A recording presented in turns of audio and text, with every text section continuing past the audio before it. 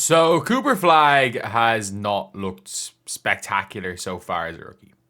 He hasn't. And I think Cooper Flagg will be fine. Like, I have no doubt about it that Cooper Flagg is going to be an all-star at some stage in the NBA. I have no doubt about it. But Cooper Flagg has just been okay. Like, he's just been okay. He is putting up okay numbers for a bad Dallas Mavericks team. And last night we saw a situation where AD's gone. There's no Kyrie. It has to be, your game. Like, this is where you have to step up. Not anyone else. You are the player who has to step up. And he just didn't. He just didn't. It was just unfortunate because it's like you're a good kid, but the team's 2-4. They've beaten the Pelicans. He had 16 points.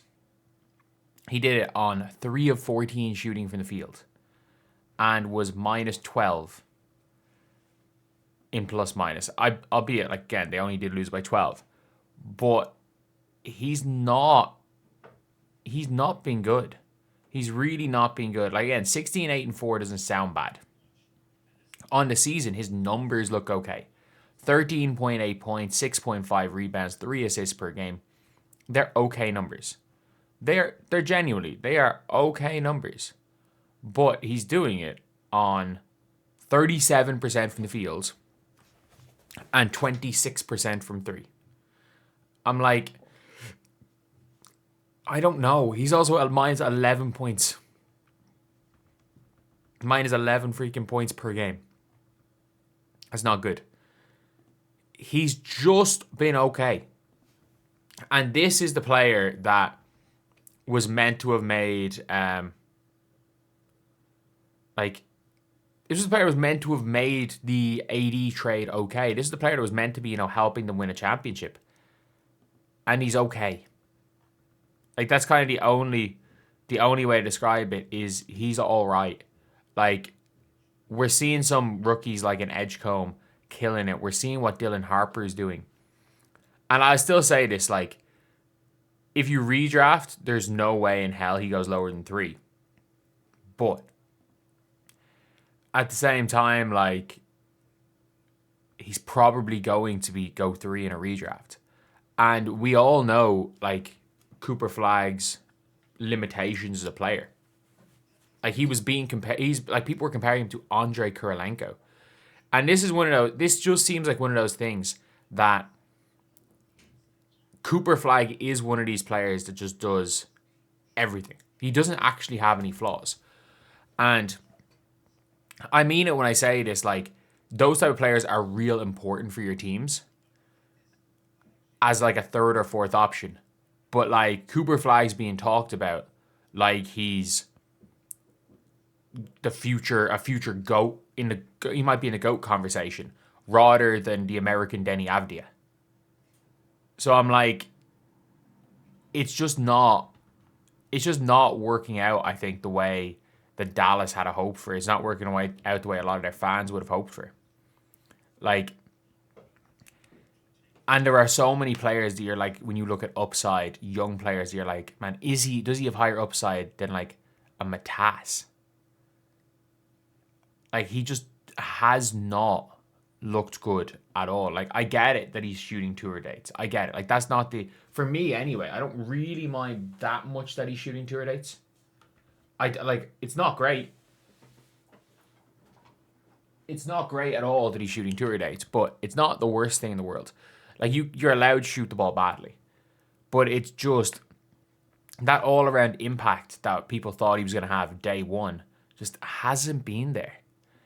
And it's like he's not, like, it's like he's genuinely just not going to be, there's not even flashes of him as a number one option. That's where the problem is. There's not even flashes. Like, all of these rookies, nearly all rookies, you see them, and there are flashes of what they're going to be. There are flashes of what people think they're going to be. I genuinely think that like, people use the word generational prospect way too, like, they just throw that around.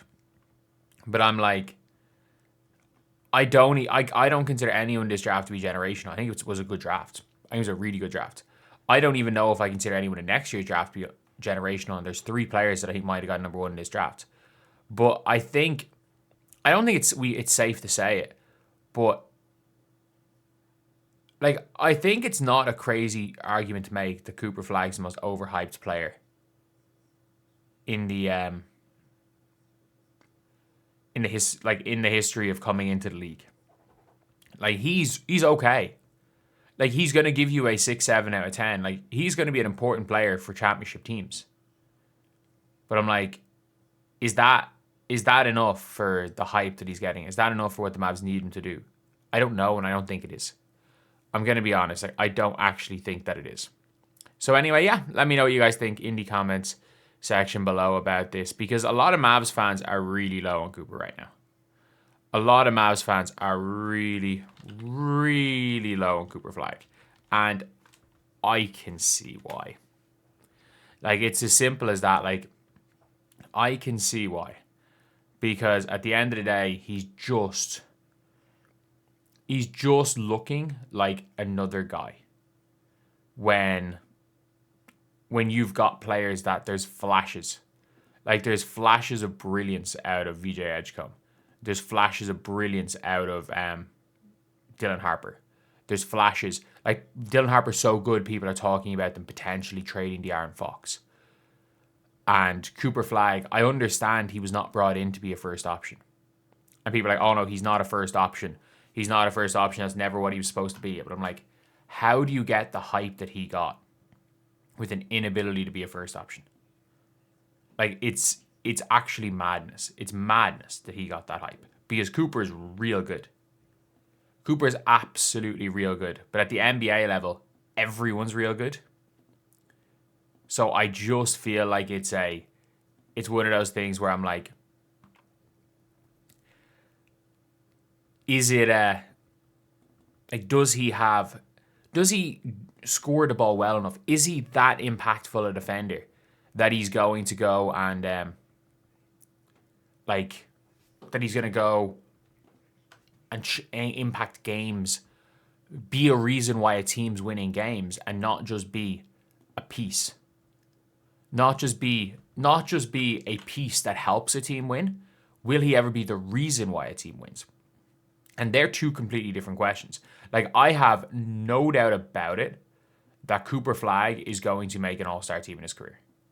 Like, he has less bust. I've never seen a player with less bust potential, because you know for a fact he's going to be, worst case scenario, he's going to be a player that will help your team win.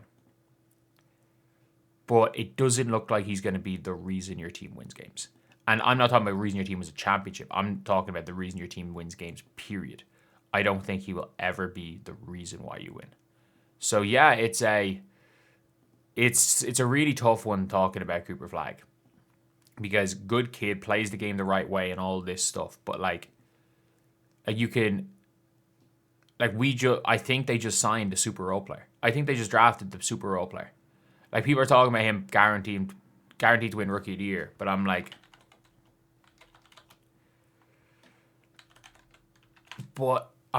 is that all he's going to be in his career? The super role player.